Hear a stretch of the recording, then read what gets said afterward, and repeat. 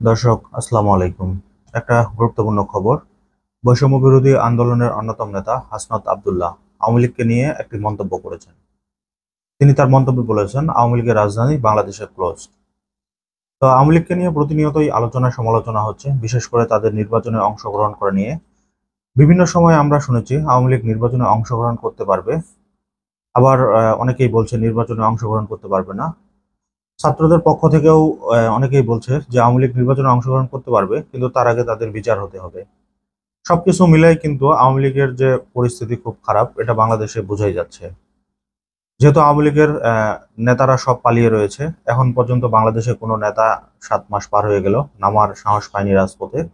সেদিক থেকে চিন্তা করলে কিন্তু আওয়ামী লীগের রাজধানী বাংলাদেশে এখন ঝুলন্ত অবস্থায় রয়েছে। শেখ হাসিনা বাংলাদেশে আসতে পারবে কি পারবে না এই ব্যাপারেও অনেক দ্বিধাদ্বন্দ্ব রয়েছে। অনেকেই বলছেন শেখ হাসিনা বাংলাদেশে আর কখনোই ফিরতে পারবেন না, যারা রাজনৈতিক বিশ্লেষক রয়েছেন।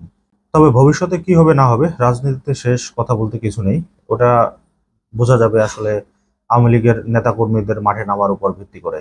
তো হাসনাত আব্দুল্লাহ যে পোস্টটি দিয়েছেন, এটা নিয়ে একটা নিউজ করেছে দৈনিক যুগান্তর। শিরোনামে বলা হয়েছে আওয়ামী লীগের চ্যাপ্টার ক্লোজড।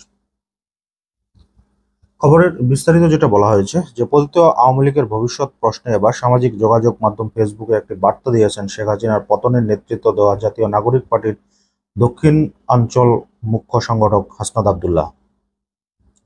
তিনি লিখেছেন, আওয়ামী লীগের চ্যাপ্টার ক্লোজড। ছাত্র জনতার তীব্র আন্দোলনে গত বছর 5ই আগস্ট ক্ষমতাচ্যুত শেখ হাসিনা ও পতিত আওয়ামী লীগের ভবিষ্যৎ কি হবে তা নিয়ে জনমনে প্রশ্ন রয়েছে। আওয়ামী লীগ কি অন্তর্বর্তী সরকারের অধীনে নির্বাচনে অংশগ্রহণ করতে পারবে, নাকি 16 বছরের অপরাধের বিচারের জন্য শাস্তি পাবে দলটি? কবে হবে নিষিদ্ধ? এসব নিয়ে রাজনৈতিক দলগুলো দ্বিধা বিভক্তি।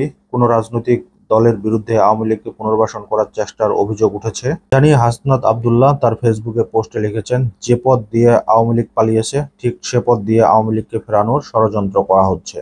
এখানে উনি হয়তো মির্জা ফখরুল ইসলাম বিগত সময় কিছু কথাবার্তা বলেছিলেন আওয়ামী লীগকে নিয়ে, যে আমরা আওয়ামী লীগকে নিষিদ্ধ করার কে, তারা নির্বাচনে অংশগ্রহণ করলে করতে পারে, তাদেরকে নিষিদ্ধ করবে জনগণ। হয়তো তিনি তাদের কথাই উদ্ধৃত করেছেন। এই মুহূর্তে বিএনপি ছাড়া কিন্তু তাদেরকে রাজনীতিতে ফেরা নিয়ে কিন্তু কেউ চায় না যে আওয়ামী লীগ রাজনীতিতে ফিরুক। সাধারণ জনগণের হিসাব তো পরের কথা। এমন পরিস্থিতিতে ছাত্রদের নেতৃত্বাধীন দলের দাবি, আওয়ামী লীগ বিচারের আগে যেন কোনো নির্বাচন না হয়, আর হলে তাতে যেন আওয়ামী লীগ কোনোভাবেই অংশগ্রহণ করতে না পারে। তার মানে তারা স্পষ্টভাবে জানিয়ে দিলেন যে বিচারের আগে তাদের কোনো নির্বাচনে অংশগ্রহণ করা বা দলীয় কার্যক্রম পালন করা তাদের যাবে না। এমন পরিস্থিতিতে শনিবার দুপুরে হাসনাত আব্দুল্লাহ ফেসবুক পোস্টে লিখেছেন, আওয়ামী লীগের চ্যাপ্টার ক্লোজ। তার এই পোস্টে ব্যাপক সাড়া ফেলেছে। সেখানে অনেকেই মনে করছেন হয়তো খুব শীঘ্রই আওয়ামী লীগের ব্যাপারে চূড়ান্ত সিদ্ধান্ত পৌঁছাতে পারে রাজনৈতিক দলগুলো, আসতে পারে নিষেধাজ্ঞাও। এই হচ্ছে খবরের বিস্তারিত। তবে আওয়ামী লীগের সামনে রাজনীতিতে ফিরতে অনেক পথ পাড়ি দিতে হবে। যারা মনে করছে সহজেই আওয়ামী লীগের রাজনীতিতে তারা আসতে পারবেন, তারা কিন্তু বোকার রাজ্যে বাস করছেন। ইতিমধ্যে আওয়ামী লীগের নেতাকর্মীগুলো যে ধরনের উস্কানিমূলক বক্তব্য দিচ্ছে, তাদের কথাবার্তা শুনে কিন্তু সাধারণ মানুষ কিন্তু খুব একটা ভালো চোখে নিচ্ছে না। গাজীপুরের মেয়র জাহাঙ্গীর, তিনি কি ধরনের উদ্ভট কথাবার্তা বলছেন। তিনি কিন্তু শেখ হাসিনা সুর মিলিয়েই কথা বলছেন। তো এ ধরনের কথাবার্তা বললে তারা রাজনীতিতে কতটুকু ফিরতে পারবে, কতটুকু সুবিধা করতে পারবে, এটা আসলে খুব চ্যালেঞ্জ হয়ে যাবে। কারণ আওয়ামী লীগ এতদিন রাজনীতি করছে শুধু লুটপাটের রাজনীতি, তারা কিন্তু জনগণের রাজনীতি করেনি। জনগণের সাথে তাদের কোনো সম্পর্কই ছিল না।